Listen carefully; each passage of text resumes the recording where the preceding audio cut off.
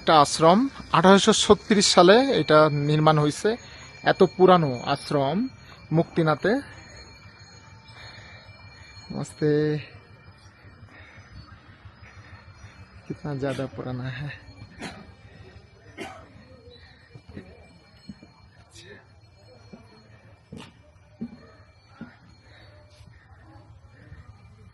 এটা রানী ব্রিটিশদের সময় এটা নির্মাণ করা হয়েছিল আশ্রম হিসেবে। এবং এখানে নেপালের এই মুক্তিনাথে যে কেউ যে ধর্মেরই হোক না কেন, আমি জানি না আমার ধর্মে কেউ এখানে এসে থাকতে পারবে কিনা, হিন্দু ধর্মাবলম্বী তারা এখানে আসেন, এসে থাকেন।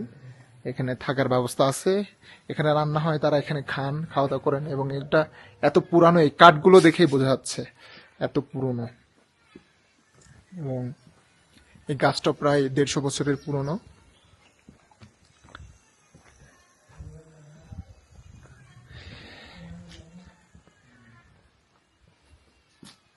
এত পুরনো, এখানে থাকলে তো ভয় করবে।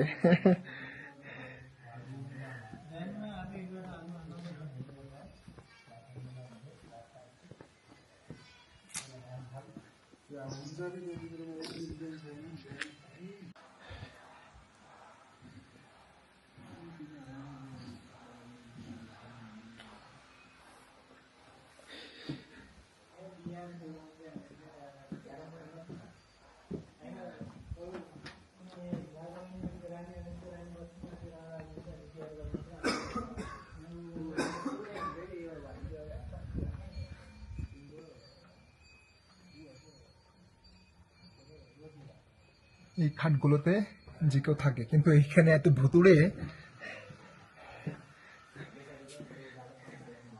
ভুতুড়ে ভুতুড়ে মনে হচ্ছে।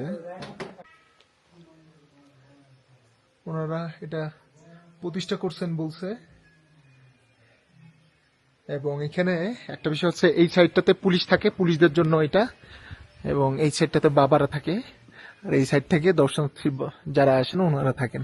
ভাগ ভাগ করে দেওয়া হয়েছে। এটা সেই ধর্মশালা। ধর্মশালার এখানে নিজেদের কাপড়ে থাকতে হবে আর কি, ওনারা এখানে থাকছেন আর কি। যদি এখানে থাকলে আমার ভয় ভয়, মানে একটু ভয় ভয় করতেছে, অনেক পুরানো এই আর কি। उधर से तो पुलिस रहते हैं, पुलिस उधर से, हाँ पुलिस रहते हैं। और इधर आप रहते हैं, और ऊपर से से भी यही सब ओ अच्छा अच्छा अच्छा अच्छा आश्रम।